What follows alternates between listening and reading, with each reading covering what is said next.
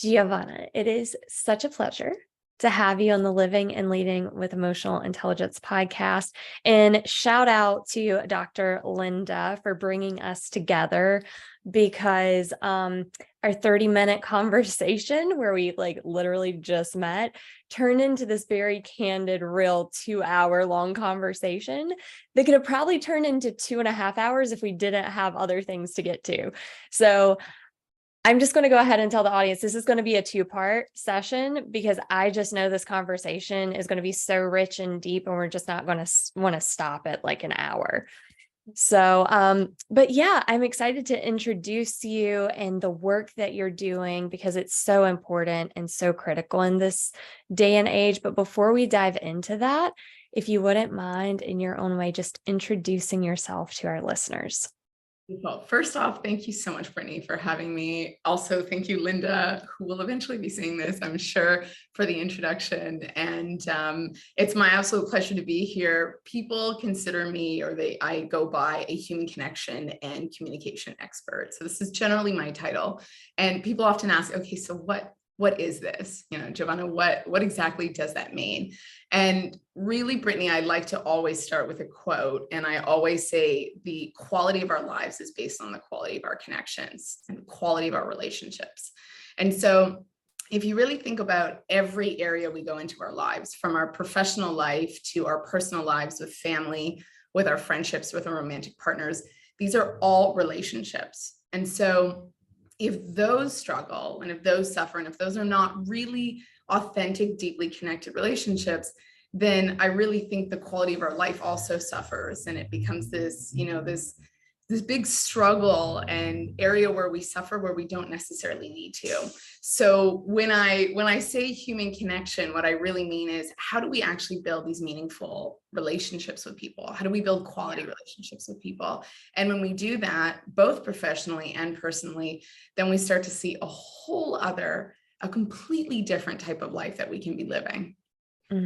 Yeah. And the thing that you said that really hit me the most was authentic and deep. We're missing that. We're missing the authenticity and the depth.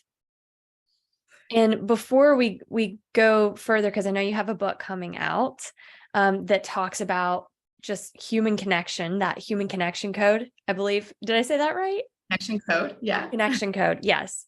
But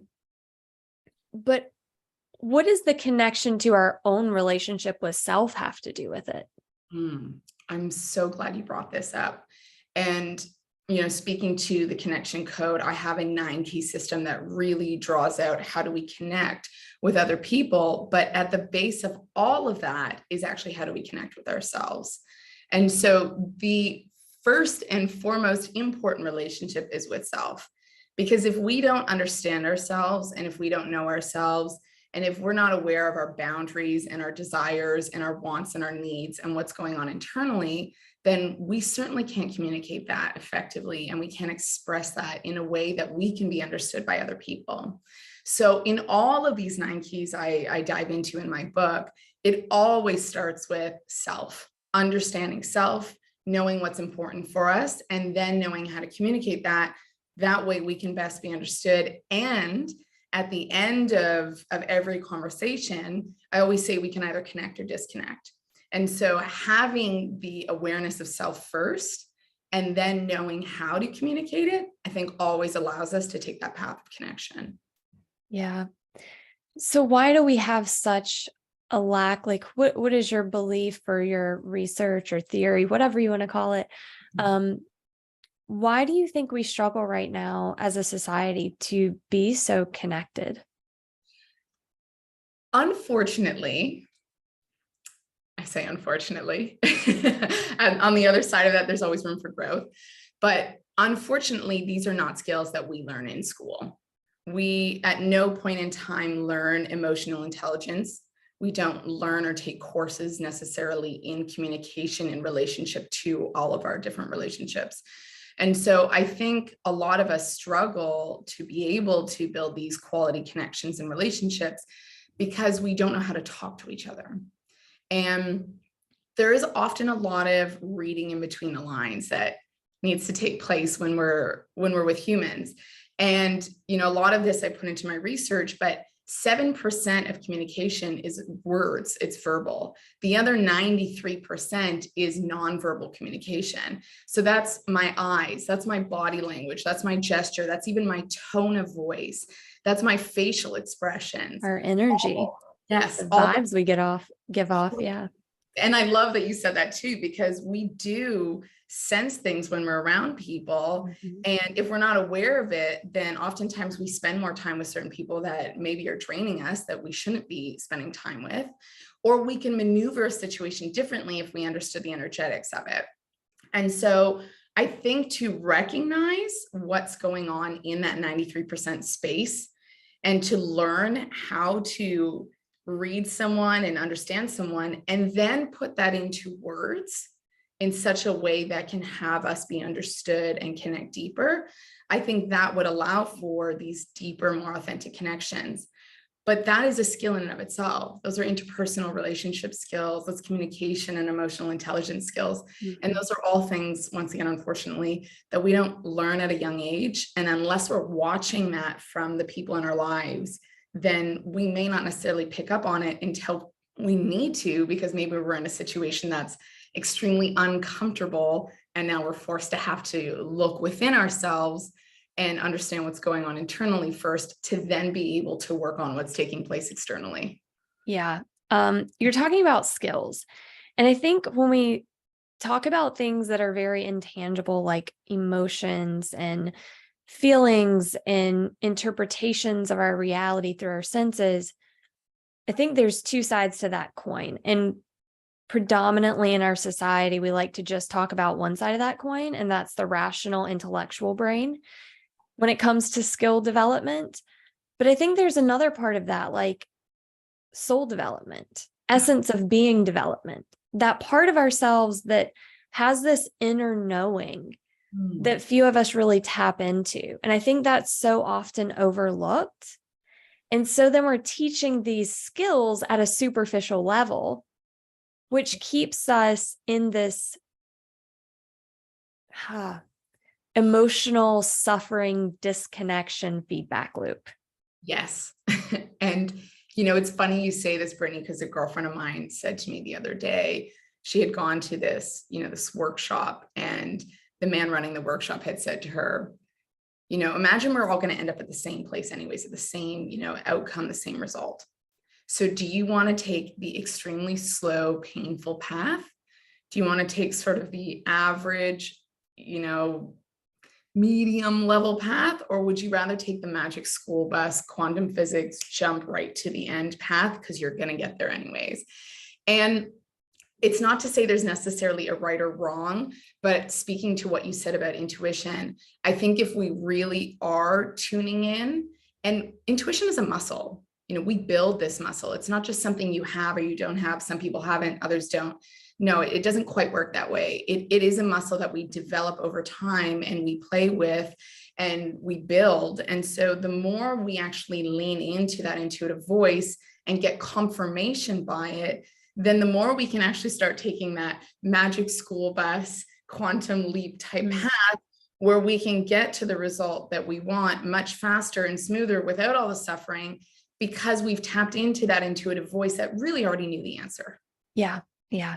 And you call it a muscle. And for me, like the way I visualize it, and just to give people a variety of different like analogies, metaphors, the way I see it is like it's buried deep below the surface, and our ego and all of these conditions are just like dirt that's being thrown on it. So it's just the more we have to excavate through all the filth and the muck that has been imposed on us to really get to, like you said, what's been there all along. I don't think it necessarily needs to be strengthened as much as we need to weaken our ego. Yeah. Right. So it's just a different way of looking at it. No right or wrong, but. Well, and somebody had said to me years ago, actually, our you know, that deepest knowing and the greatest element of ourself is already within there. It's just shedding all the layers to get to the core. So, you know, very much, it seems like what you're saying, it's like removing the ego so we can actually tap into what's already there within us. Yeah. And we're such a doing society. And I want to talk about how doing may hinder us from building those connections because we never feel like we have the time. It's like, well, I have this to do and I have that to do. And so when we do have that time to meet with people, are we really there or are we somewhere else? Yes. Okay. So there's like sort of two parts to this that I want to speak to. I love this question. So I think we can integrate connection building into every situation, every moment of our lives. So even standing in line at the coffee store to like get your coffee, you can strike up a beautiful conversation with someone in line or the barista themselves. That's an opportunity for connection. And so I sort of see it as exercise. Like I integrate exercise and movement into my day. I climb the stairs everywhere I go instead of taking elevators. I see connection as the same way. I can integrate it into every situation, every environment, everywhere I go, because I have a very deep belief that everybody has a gem inside of them that I can learn from. And so for me to take that opportunity and that moment wherever I am, you know, be it waiting in a line, that's an opportunity to connect. I feel like you want to say something before I go into part two. Well, it's so funny. It's so funny because this literally happened to me yesterday, and it also happened to me a couple days prior to that, actually. And everything you were saying, like everything you were speaking to, I'm like, oh my gosh, that's exactly what happened to me. And it was so overwhelming. And I can't stop smiling. I'm going to try to collect myself because it was such a beautiful experience and something that seems almost mystical in a way. So I went and volunteered at the Creative Morning Charlotte in our area. And I just came with the intention, and this was one of the first networking events, or not even networking events, like community events that I had been to in months. Like I just don't get out much. I'm very much a homebody. And so I went out and I just wanted to bring my heart. I didn't want to bring Brittney. Not that Brittney is a bad thing, but I didn't want to bring my opinions, my identity to the situation. I just wanted to bring love, right? I had 4 people I did not know these people randomly come up to me. And one of them specifically said, something told me to come see you. And he was like, I kind of ignored it. And he was like, then it kind of came back to me. And I was like, okay, I need to talk to this person. And we just had coffee yesterday and had this beautiful connection.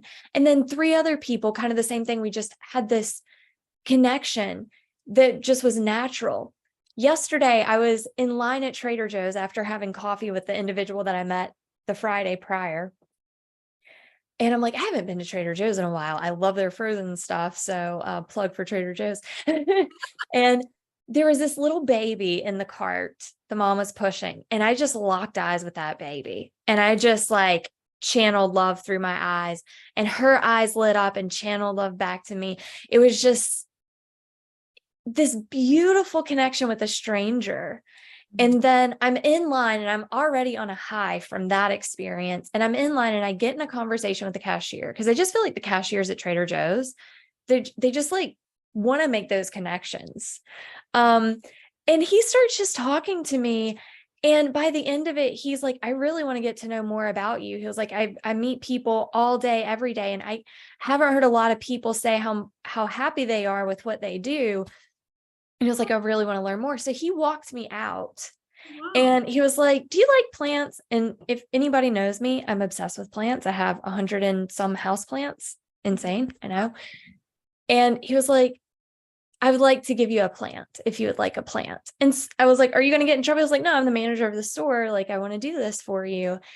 Oh. And I'm just like, oh my gosh.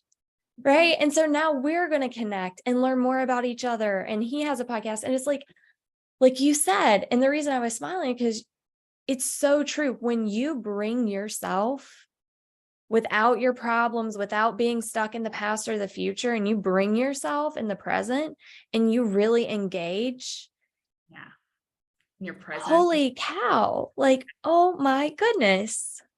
And even just, you know, watching you share this story, Brittney, you know, for me, I see like an expansive energy just in your being. And I think that is literally what connection does to us. I think when we experience it, that really deep, authentic type of connection, I think that really expands us. Yeah. And it shows up. And I think not only is it in that moment, that energy carries with us into our day. And it's like a ripple effect that shows up in the next conversations we have, in the next relationships that we're building or we're going to. And so that energy always carries. And so I think the more we lean into being present and connecting with people in any opportunity and situation, now, one, it's a ripple effect in your own life, but now imagine that manager, and that maybe he's glowing for the rest of his day. Maybe he had more amazing conversations with people. Maybe he went home and shared that story with his family. Who knows? But there's a ripple effect now on both sides that are taking place that are now going to change the lives of other people. And I don't think we realize just how connected we are as humans and how much of an impact we have on each other. Yeah. And I think the moment, like you said, you become intentional and you say, I'm going to be here and be present and send love and be open and not show up with ego, but just show up as my most authentic, real self. I think that's when people start coming to us naturally. Oh, yeah. That, and now you experience that ripple effect taking place. Yeah. So, so true. Well, it's like, I was talking with my friend and I said, it's like calibrating a compass. Because for the longest time, it's like I knew the right things and I knew I was trying to do the right things, but the key word there is trying. And whenever there's trying, there's ego, there's expectations. And when I let go of the trying and just started to be, it was like my compass recalibrated to true north. And what that does, when I think of a compass, it's magnetic, right? It's a magnetic field. Things are going to be either hyper attracted to you or hyper repelling from you. Yeah. And there is no in between. And so I was always worried about finding the right people for my life. But now I'm realizing when you know your true north, like you said, you gravitate towards those similar energies. Definitely 110%. Oh, yeah, go ahead. Yeah. I'm loving this. I was, going full circle back to your very initial question. I know we're talking right now connections with new people, but I also think it's important to discuss presence when we're also with the people that we already have in our lives. And I think that looks like being really intentional about putting your phone on silent, turning notifications off, putting it away, flipping the phone the other way so you don't see it and it's not, distracting you, not being simultaneously on your computer while on a phone call. It's being really present in the conversation, and in being really intentional, then you're actually able to pick up on those subtle cues and that body language and the facial expressions and even the pauses and the things that people are not necessarily saying, but their body is saying. And so all of those subtle intricacies we recognize in people when we are with them, when we're present with them.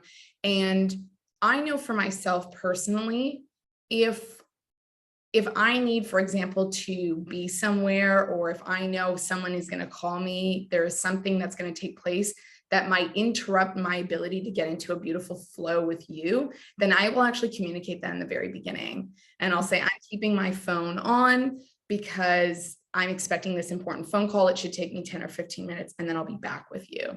That way you have a full awareness. Or what I often like to do is I like to set alarms. So that way I can say, okay, I know I've got 45 minutes with you and I'm going to be fully present instead of constantly going back to check my phone to see how much time I have left. So that way my full attention is with you in that time. And I know my phone will signal to me when I need to shift my attention again. And I let the person know. That way they're not like, what are you doing with your phone? Why are you putting on an alarm? What's going on? It's very clear. Like, I am going to be with you full on 45 minutes. And then I need to shift gears again. So it allows for creates the expectation already. It sets things up beautifully so that the person knows I'm with them and I care.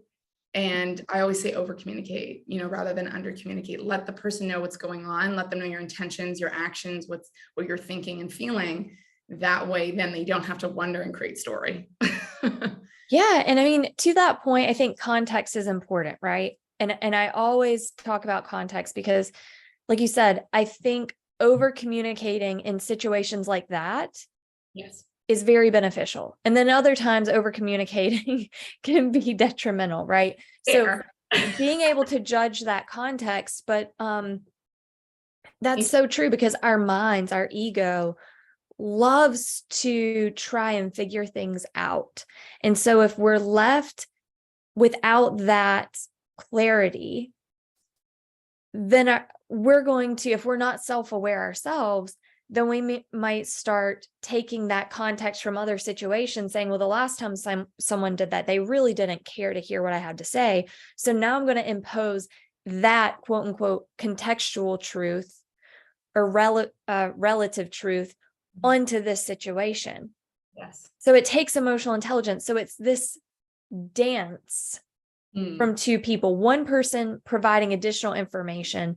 But then you mentioned early on, and you talk about this in your book, the importance of curiosity, right? So let's talk about that and how that is critical, not just in connection, but emotional intelligence. Like it's crucial. Yeah. And before we even jump to curiosity, you brought up a really good point about clarity. And clarity is actually key 3 in my book. And how we get to clarity is actually through consciousness. It's through awareness, which is key number 2.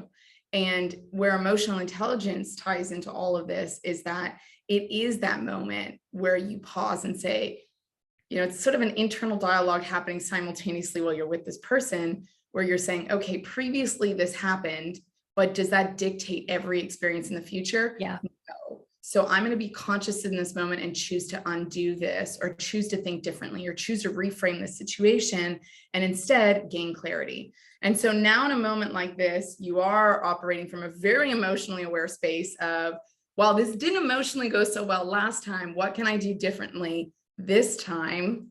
And how can I build clarity in this conversation now to then create a different outcome than the previous outcomes? And so that does involve a sense of awareness and a sense of clarity to then get to a point of connection. And to start right in the very beginning leads back to curiosity. And before we can even be aware of necessarily what's going on and we can clarify what's taking place, we want to get curious first and foremost in ourselves and ask ourselves questions. And that is where emotional intelligence comes into place, because when we start asking ourselves some of the difficult questions and maybe some of the uncomfortable questions, and even just some very frank questions of, what do I want? What's important for me? What are my values? And, what is my relationship next to this person? How would I like the outcome of it to be? How would we like to operate together? Whatever type of relationship that is, from romantic to professional, right? And that is now starting to unpack what is, of course, going on intellectually, but that always impacts the emotions, right? What is going on emotionally within ourselves, and asking ourselves those questions. That way we can then, of course, have that show up in our relationship. Part of curiosity, though, of course, I said it always starts with ourselves and getting to know ourselves better. We also want to know who the person is in front of us, because how do we know what company we keep? We always say we're a byproduct of the closest 5 people to us. And I think it's so important to be intentional about who those 5 people are, or whoever our circle of people is, both at work and in our personal lives. Who are those circles of people we're gravitating towards? And the only way we can really understand these people on a deeper level is by getting curious about them and asking them about who they are. And part of the asking is going deeper into some of those more emotionally deep conversations. I'm not necessarily saying the first conversation needs to go there, but it could.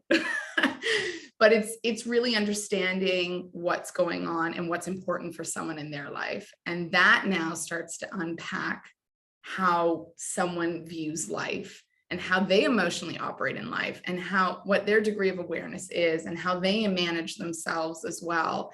And we can see this, of course, in people's behavior and how they respond to certain questions and all these types of things. So really to go full circle on everything I said, because it was really a lot, I always say the first piece is to get curious within ourselves and to start asking ourselves where we are at, mentally, emotionally, intuitively as well, of course, and then having, the ability to ask questions. I call them quality questions. We really want to be asking quality questions to people to understanding the company we keep.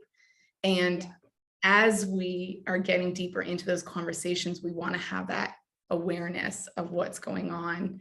And as you said, checking in, sort of a sidebar to the conversation. How am I feeling right now? What are my energy levels? Do I want to repeat past patterns or not? And then gaining clarity and so on and so forth. And so those are really actually the first initial phases of building connection. And then we go deeper and deeper into it along in the book. Yeah.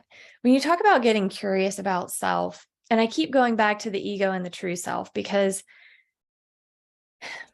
the ego can take anything that is true and warp it. Yes. To serve itself. And I see that happening with so many things that we talk about, with empathy, with emotional intelligence, with connection, with kindness, even. We're having chief kindness officers and chief empathy officers. A title doesn't create this magical field and change who you are.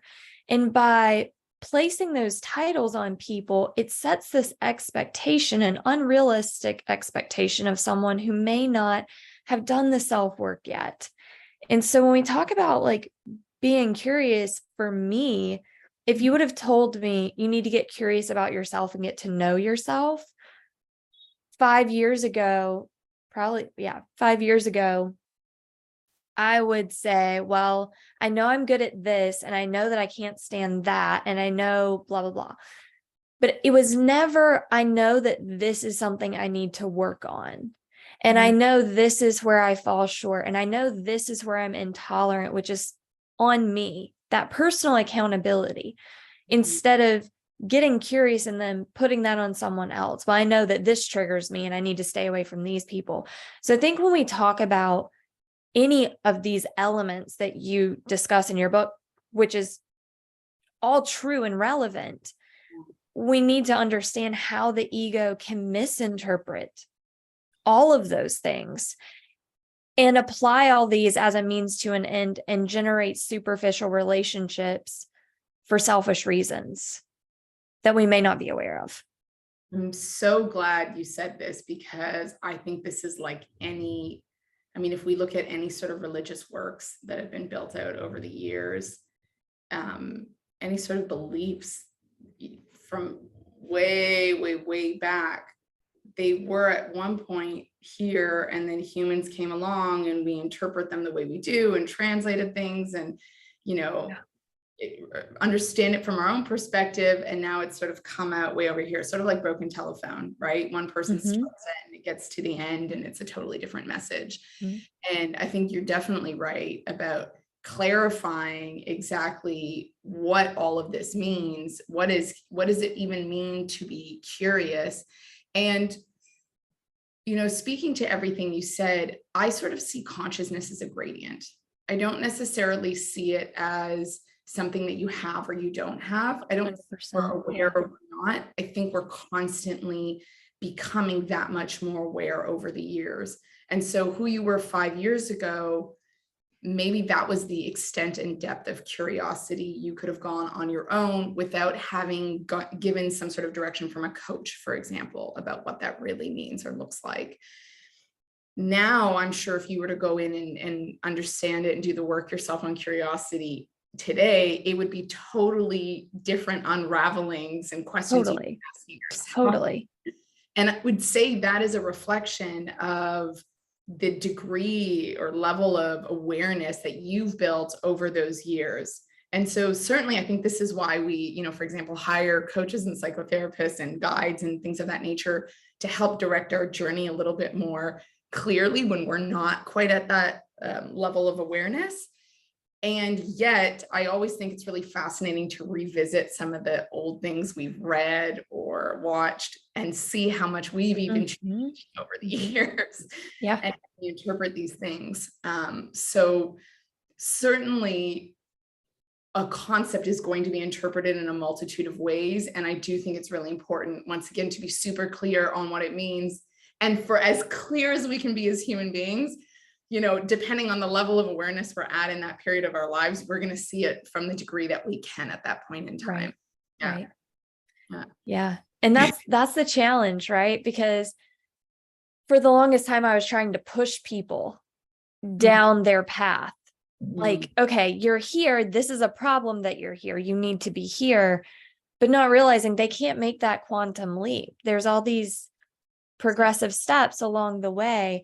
And how do I just show them love? And so for me now, it's like, what can I do better?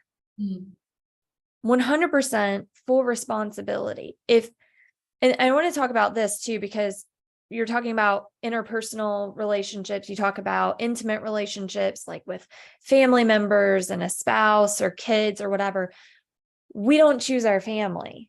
Yeah. And we don't sometimes choose our coworkers.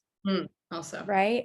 Yeah. So the ownership, like, where does ownership come into that relationship? And how do you view expectations? Oh, love this concept. And I'm, there's so much you've said that I'm like, let's unpack this, so many different elements. And this is why we're doing 2 parts, everyone. So before I even dive into expectations, I just want to share a little tidbit beforehand. And I'm a really big believer in what I call planting seeds. And so, speaking to your previous point of like sort of trying to force people to see for themselves and learn and get to the point that you maybe see as best for them, but they don't yet see it. I really believe that seed planting is super important. And I came to discover this after I had graduated. My first degree was in journalism and human rights law. And I probably graduated a very angry student because I saw all of the international atrocities going on amongst humans in the world, not understanding why we need to behave as we do, and was constantly, fighting almost like this activist energy in me, activism energy of like, we need to save the world. And what I realized was people were not receptive to that energy. They were receptive to me offering suggestions. They were receptive to me saying, how about we consider this different angle, reframing this other dynamic? And so this is what I've really come to call planting seeds. In other words, I'm going to offer you an idea. I'm going to show you a different way of looking at things. I'm going to leave the information with you. So offer you all the information, but leave it with you so you can digest it on your own time and your own terms. And I really am of the belief that people just need to be given the information. And when they're ready to really absorb it, they'll take it in. And so rather than it needing to be on my time and my terms, I see it as I've done my work in teaching and educating and making you that much more conscious from a space of compassion and kindness. And now when you're ready for it, you've got it. And you can do what you wish with that information. As for expectations, expectations are something I like beat my head over for years. And I finally was like, I think I've like made some movement on this one. I think we need to look at our expectations and understand where they're based out of. And oftentimes I think our expectations are based out of our values. But if we're not clear on our values, we don't know why we have such strong feelings and expectations around something. So I will give you a very clear example so this actually makes a little bit more sense. About maybe about a year or so ago, I went to go visit my mother back home, and I stayed about 2 months. Now, I haven't lived with my mother in over a decade at this point. So I'm used to being an adult and moving about and traveling around and not necessarily telling my mother when I will or will not be home. Now, while I was in her house, I was still operating as if I was living alone. But in those months that I was visiting my mother back in Canada, I would be out And then she would say to me, okay, well, you didn't come home until 2 or 3 in the morning, but also didn't let me know. She said, that's fine that you're out, but can you please let me know that you will not be back until, a certain time. That way I can at least sleep in peace and I don't have to be worried. Now, it was an expectation she had of me initially to message her, and I didn't fulfill that expectation. And what she did was then communicate very clearly and share with me, I have this expectation of you because I'm actually not able to sleep well, because I'm worried and I'm in fear and I'm not used to you being here anymore. So can you please just communicate with me? That's all I need. When I was aware that that expectation was just based in a place of comfort and safety for her, I said, okay, I can do that for you. That fully makes sense, actually. And so moving forwards, I followed suit with that. I also have a lot of couples that come to me that say, oh, my partner goes off the radar for 24 hours or 48 hours without communicating. And I say, okay, so you have an expectation that your partner communicates with you within the same day. They're like, yes. I say, okay, what is that based out of? Well, for me, it's important for us to be connected and maintain communication, at least to have, a good morning and a good night call or message. So we are connected, we maintain that connection. Say, okay, so you need to share with them that for you, connection means maintaining communication daily. And that can look like a morning text or an evening text, whatever it may be. And so that's important for you. And that's why you have that expectation. We can say the same in the office. I'm giving an array of examples because I want it to apply to a multitude of people. The same in the office. I think so many people don't get tasks done on time, or they don't get them done well. And that's because one person might have an expectation over here of when it needs to be done or how it needs to be done, but yet it's not being communicated very clearly, or it's not understood the way in which it should be done clearly. And therefore, on the other side, you have an employee that may not complete it on time or in the way in which it should have been completed because it wasn't communicated clearly. So I don't actually think there is necessarily a problem with expectations, because I think we're all like, oh, expectations, like nobody should have expectations. And I say, no, you can have your expectations, understand them first, understand where they're coming from, understand if there is a basis behind them, if there's some sort of deeper value or meaning or purpose behind that expectation, and then communicate that to the person. That way the person can understand where your expectation is coming from. And together you can see if that actually makes sense, if that feels good for both of you, and how you can come to form some sort of middle ground or solution, or the person just fulfills your expectation because now they have an understanding of why. Mm-hmm. I'm going to give one more example on the opposite end. I also see jealousy in partnerships, and I don't think those are necessarily healthy expectations. And so if one partner says, oh, you can't go out with your friends because there's a girl there that likes you and that makes me uncomfortable, I would say that is rooted in your insecurity, and that's something that you need to look at yourself. That is not a fair expectation. There's something deeper on an emotional level going on there that needs to be understood. And so in a moment like that, I would still encourage that there's open dialogue, but if you're going to also express your expectations, you should also be open to hearing what the other person feels or their feedback around that expectation. And so if they were to say to you, this feels like it might be an insecurity piece, is there something there you think you might want to look at as well? Then I also think we should be open to hearing that. And this actually speaks to another key of mine in another chapter, which I won't fully dive into, but I call it being fully open. And I think we do need to be flexible and open to feedback from other people, of course, depending who that feedback is coming from and in what situation.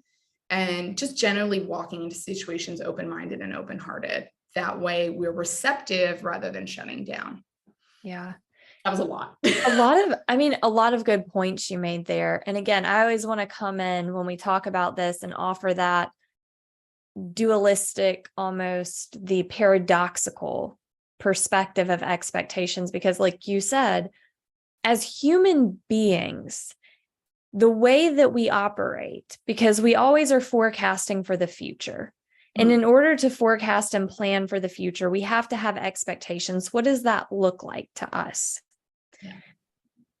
But I think where people confuse expectation and create all that suffering around expectation, or the agitation and frustration, is the attachment to that expectation. If you realize that, yes, I have this expectation, but I also realize that I can't force anybody to meet that expectation. I can't expect that life unfolds as I would like it to.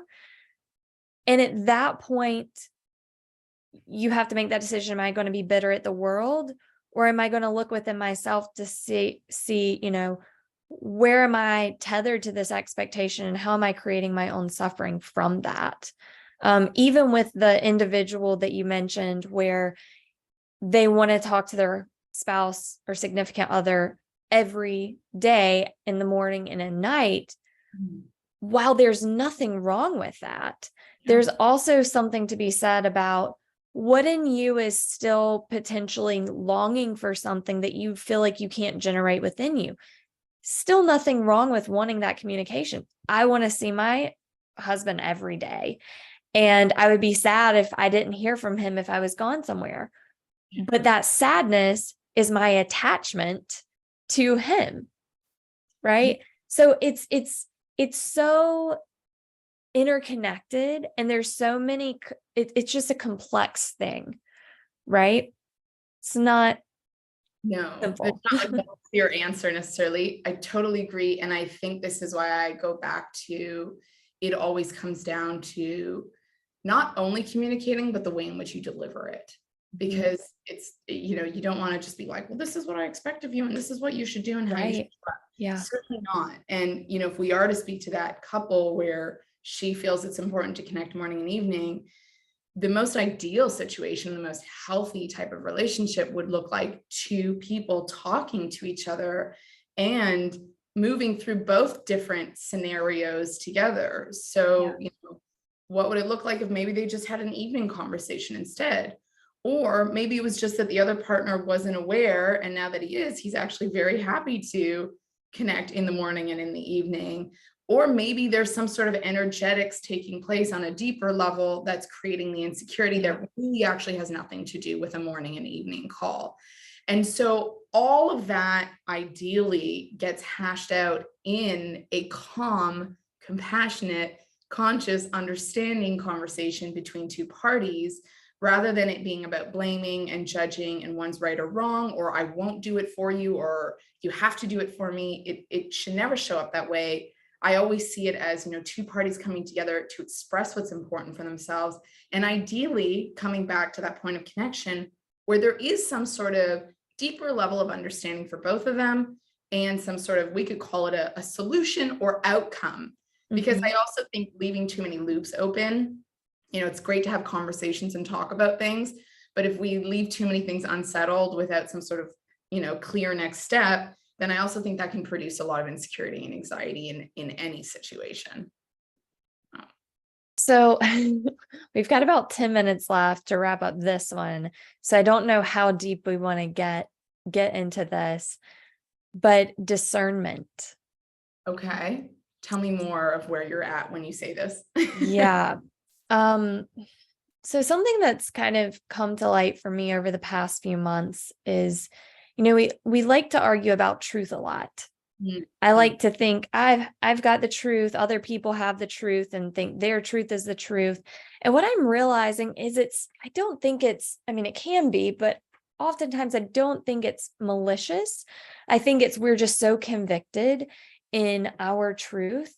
And we found that truth within a context. And that context could have been an actual experience, something we heard, or it could be a completely fictitious narrative.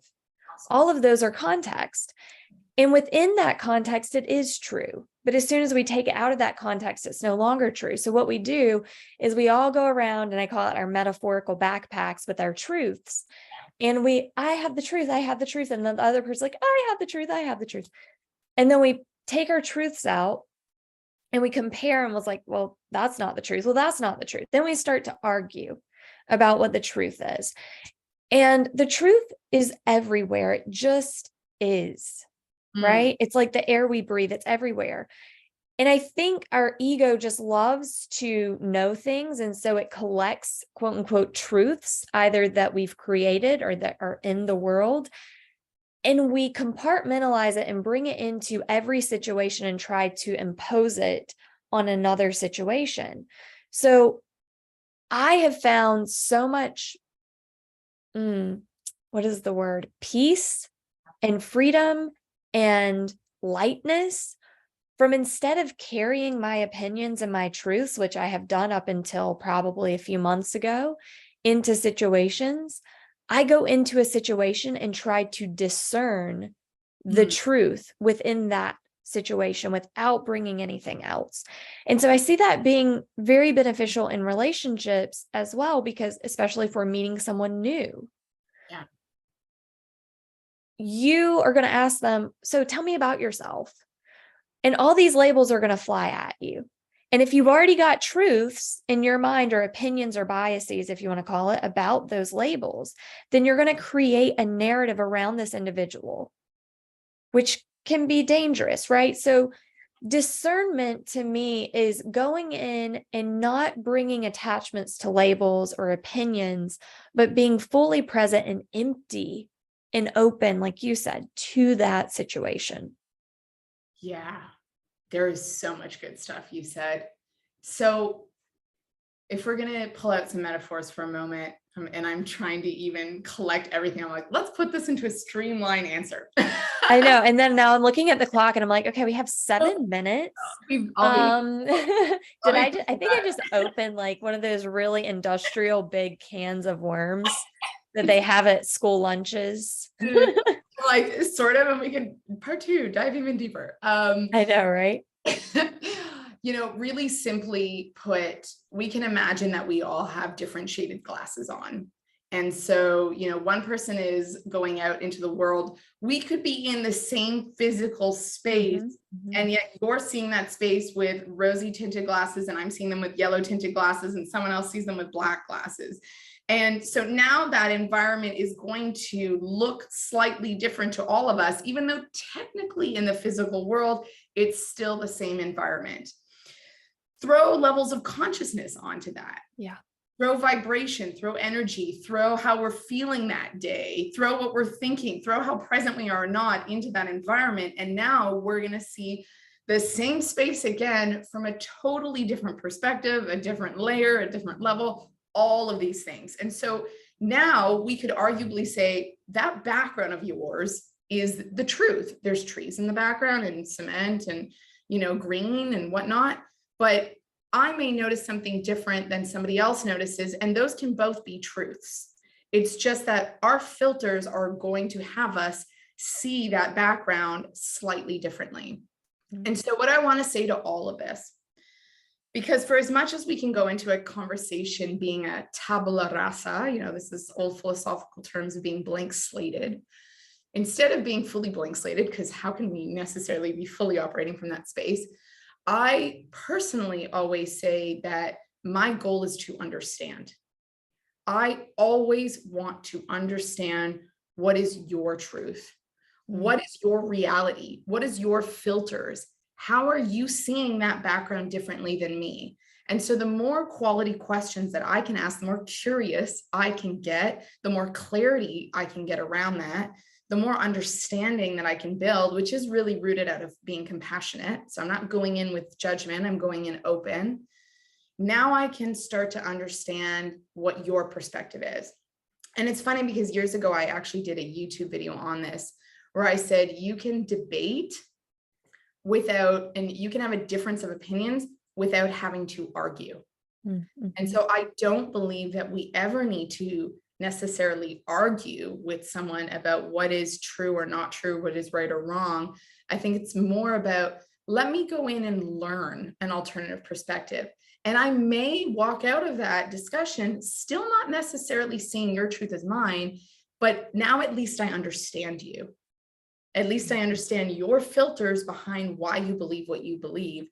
And that at least allows me to create more space of compassion for you, because I have a more data points, more of a background of how your glasses look to you rather than mine. And I also think it's very beautiful and healing and connective to be able to offer your perspective, not as it being right and you being wrong, but rather as, once again, planting a seed.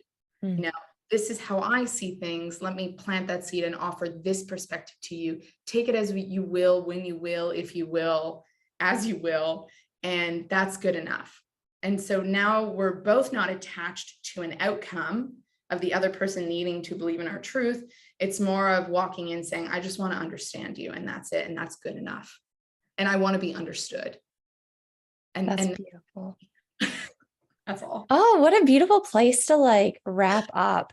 So we're going to continue this. The next episode that releases will also be a continuation of this conversation. But before then, just in case, like, let people know where they can find you in the meantime.